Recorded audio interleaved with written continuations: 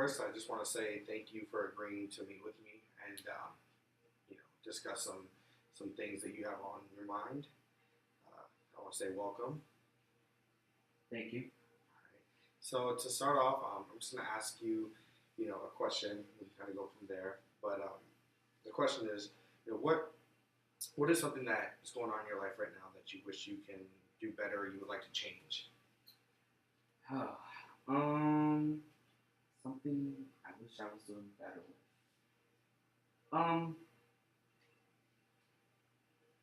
I'd have to say I'd like to be doing better financially than what I'm doing right now. Okay, and tell me a little more about that. Why I have a really good job. I'm pleased with my job, and I actually make a decent amount of money. I'd like to make more money, but financially, in the sense of my debt, Okay. I like to be doing better with managing my debt.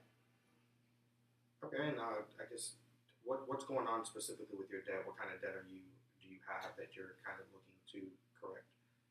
I currently right now I have credit card debt Okay. that I'm working on. Um, I've actually been doing. I did really well. I had three credit cards. Two I paid off, but it's this last one that is kind of struggling. I'm struggling with um, just getting the balance down lower so that my debt income to debt ratio is a lot lower. Um, just trying to pay this card off. It's kind of tough. Okay, so it sounds like you're saying that it's a difficult situation that you're in. Um, what exactly kind of got you into this situation as far as your debt goes? Well, I decided to open the card. My mom told me it'd be a good idea for me to open the card in college. Okay. They had an event on campus, and my mom said if they do that, you should go ahead and open a card. The balance would be really, really small, and it was. It was like a $400 limit, which is definitely manageable. Um, and she said just use it for emergencies only, and then pay it off, and it'll help build my credit. So it was fine. Everything was great. Slowly, the limit increased from 400 to 1,000. It went from 1,000 to 2,000, from 2,000 to 5,000, 5,000 to 10,000, and recently it's been up to $25,000. So I have a $25,000 limit, and I'm not close to that, but um, it's higher than what I would like it to be. Um, what's kind of got me into this position? Just spending. Okay. I it's funny. Like I tell myself, okay, no more. I'm not putting any more on the card, and I do it anyways. Things come up that I want to do, like traveling. Um, I recently went to Atlanta, so I put the flights on there. I paid for the hotel on my card, and I just said, why not put it on the card? The money's there. I can use the cash that I have to do more things. Um, I'm going to Charlotte in a few weeks. Put the flights to Charlotte on there. Um, Shopping. If I don't really need something but I want it, my motto is it's a Discover card. My motto is what the heck? I'll discover the bill next month. I think that's why it's called Discover actually. But I also I'm the kind of person that I want everyone to have a good time. So if I want to go out to dinner or something, I'll call a friend and say, hey, you want to go grab dinner? And if they say, oh, I can't, I don't have the money, or I always offer to pay. Okay. I'm always like, oh, I got you, I'll pay for it this time. So those things, they tend to add up. So why do you think that you feel that you have to then pay for others to have a good time, even though they can possibly have their own funds of doing it, or it's not really your, in a sense, burden to bear? Can you kind of elaborate more on that? I don't know why I really feel like I need to do that. I think like I said, I like to have a good time, and I want everyone to have a good time. I also think it's a bit of a like status thing. Like I can do this, like to show them that I do have money. I guess I don't know, which is kind of ironic. because I really don't have the money if I'm putting it on my credit card and not, paying for it with cash or with my bank account. So have you sought out any kind of like what kind of things have you done or thought about to kind of fix your credit card debt problem? Have you sought out any professional assistance or anything like that?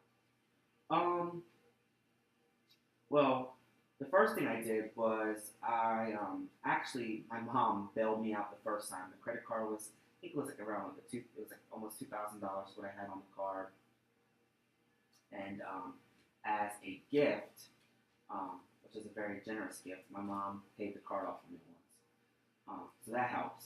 Um, then I just racked the balance back up again. So um, I did, the usual things. Oh, when I get my tax return, I'll pay the balance off of my tax return. Well, of course, I get this big lump sum of money, and I'm like, I don't want to pay off the whole thing. I'll pay off part of it and use the other part to spend. So I've done that before. I've also, I have, I've opened another card Okay.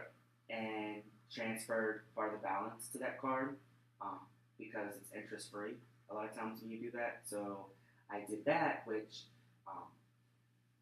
I think my debt was like 9,000 in credit. I had credit card debt of 9,000, and I was able to put 4,500 onto the new card, interest free. And I've done really good with paying that new card off, but with the new amount of money that I have open, I have decided to continue to spend. Okay. Grocery store the other day. Oh, what's $200? I can pay that off, no big deal. But the problem is, those things I do that 3 or 4 times. That $200 becomes $700, $800. So it sounds like you understand what the problem is as far as you're saying that you want to get debt free. You want to do as much as you can to get these cards paid off and free yourself of that burden. But at the same time, your actions kind of say, "Hey, I'm just going to go ahead and spend anyways." Can you, I guess, what kind of what other areas, I guess, in your life are causing you to maybe go straight to spending money on things instead of kind of saving and staying, you were saying going out and doing other things, kind of staying at home and working on that for a little while to kind of build or lower your debt a little more. I like I like really nice things. I don't consider myself a materialistic person, but I definitely like the finer things in life.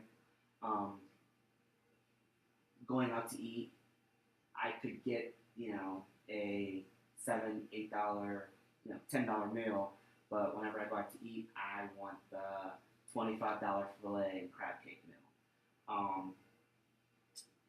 Instead of comparing prices in the grocery store, this brand of almond milk is on sale this week. I'm like, oh, I don't care. I'm getting this anyways. It's what I like. So that. I guess kind of sitting down and talking to you, I guess I am somewhat materialistic in a sense. I always want the best of the best. If I'm almost like embarrassed if something's not of quality that I like. Clothes is a big thing. I like to dress really well. Well, dressing in the types of things I like to wear can be kind of expensive. Buying a $250, $300 pair of shoes isn't really a big deal to me. Saying it's kind of silly because it's just crazy to spend that kind of money on something. So you're saying, I'm hearing again that, you realize that some of these things are really expensive and, it's affecting you and everything, but you still continue to purchase. Do you think that has to do more so with maybe how you get brought up? I mean, is it kind of, what kind of things kind of led you to that? Well, I will be the first to admit that I was very spoiled growing up. I was raised by my mom. My parents divorced when I was like 4 or 5 years old. And my mom was 1 of 12. My dad, he was one of big family as well. He was 1 of 7. So my mom, she raised me. She, I guess, as a kid, didn't always get brand new things. She didn't do a lot of sharing. You know, when you have that many children in the house, you guys kind of have to share clothes and share toys, and she didn't really get too many things that were just hers. So I know this, you know, from her mouth that she always wanted to give me kind of what she didn't have, which, I mean, most parents do want to do that for their children. I just happened to get it in excess because I was an only child. Okay, so it sounds like kind of a little deeper than just the spending, but it kind of, from what I'm understanding, it kind of reflects. Well, yeah, and I would say, present. my mom does very well. She makes, you know, very good money. So I'm kind of accustomed to living a certain type of way. Okay. And I'm willing to kind of spend beyond my means to kind of live that way, even though I know later on it's just going to put me even further in debt and make me even more uncomfortable and have to spend more. I also kind of think that I see my mom doing these things, and I'm like, oh, I want to do that too. She travels a lot. She drives a really nice car. She doesn't, I don't ever have to see her kind of being like, oh, I can't do that because I don't have the money to do that. Whereas I'm sure she probably does think that to herself.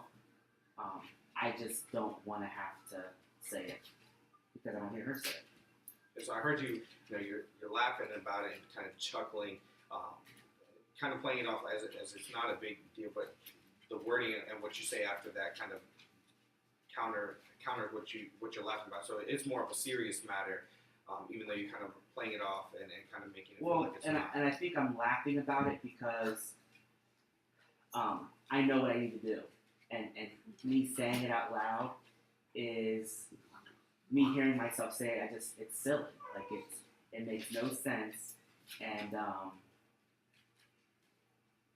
it's definitely serious. I don't.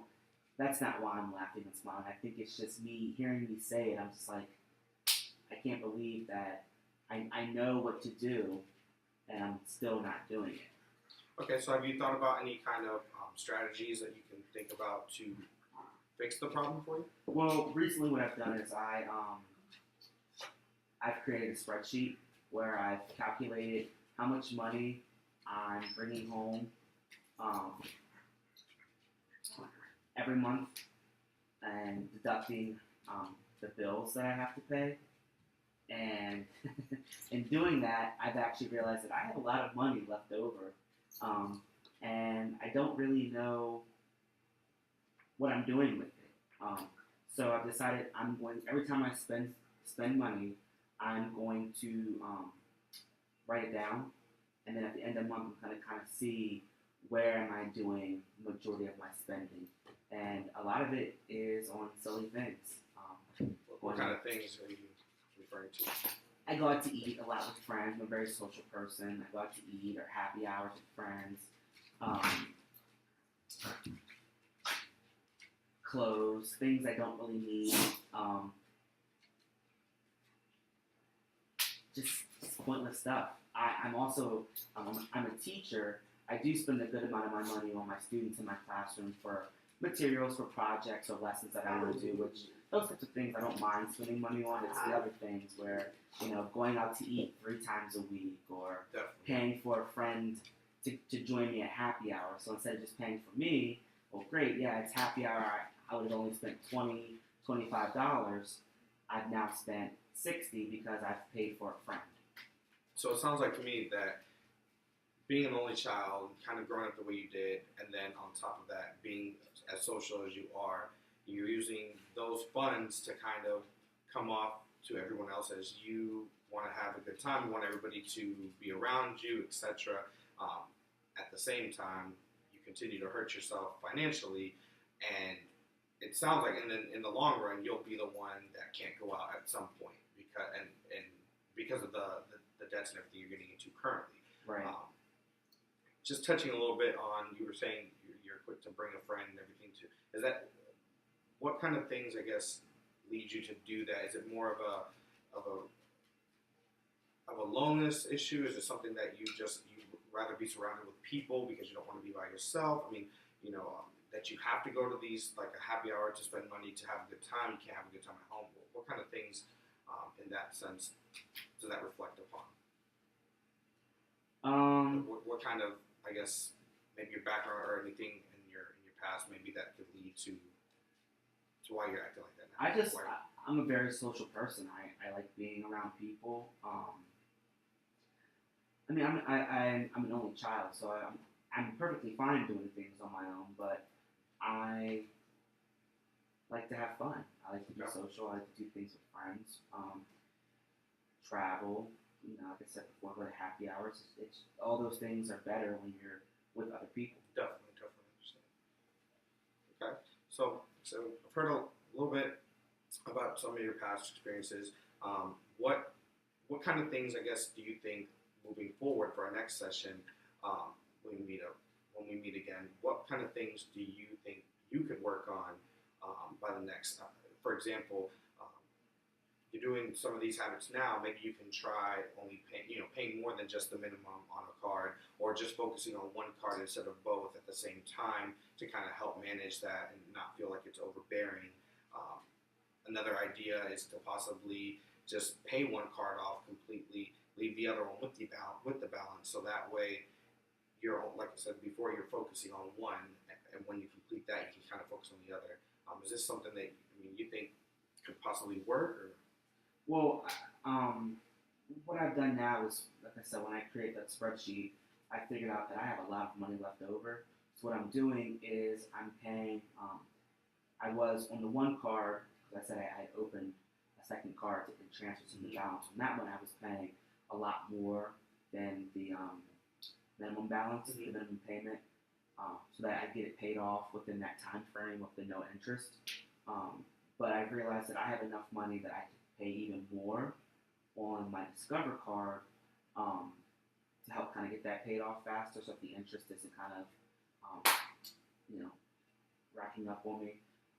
So I've kind of set a monthly payment plan up for myself, giving myself a set amount of money that is in a fund. And once that money's gone, the fund's over. Okay. So I kind of have to be smarter about, the things I'm doing and how much I'm spending in the fund, because I really want to get these cards paid off. Like, there's things I want to do with my life that if I don't get these cards paid off, it's going to kind of inhibit that. And what kind of things are those that you would like to, I guess, accomplish? I'd like to pay my car off sooner than the 3 years that I have left. I'd like to maybe do that in 2.5 years. Get that paid off. The way I can start saving even more money, and eventually someday I'd like to buy a house. I like to buy my dream house. I have a lot of friends who are my age, who are starting to do those types of things. I'd like to travel a lot more. I would like to help my mom with things. She's done a lot for me, so I'd like to kind of give back to her. Little things like hiring a cleaning company so that she doesn't have to worry about cleaning the house, that someone else can come in and do that for her. Or her 50th year to come up, I'd love to pay for her to go on a trip somewhere with her friends. If something breaks the house, Mom, don't worry about it. I'll pay for it. You did a lot for me. Let me help you out with that. So what I'm hearing is you want to kind of give back to your mom, kind of how she gave to you growing up, and be able to provide for her now in a little bit. Okay, that's definitely understandable, and I can see where you'd like to do that. So, in moving forward to our next session, some things that I think might be able to assist with this, as we stated before, is focusing on one card. Maybe budgeting as well, budgeting a little better, so that way you can afford to do the things you want to do. Maybe not all at one time, but maybe pick one or two things you want to do that month, or with that paycheck, instead of doing 5 or 6 things. And then that way you also have money left over to focus and put on your card. Right. Do you think that's something that you can probably try and do for, we can kind of see where you are next time? Yeah, definitely. I'll maybe next time I'll even bring the spreadsheet and kind of take a look at it and see how managing my budget for the month went, and maybe where I'm spending the majority of my money and things like that. So, Okay. definitely.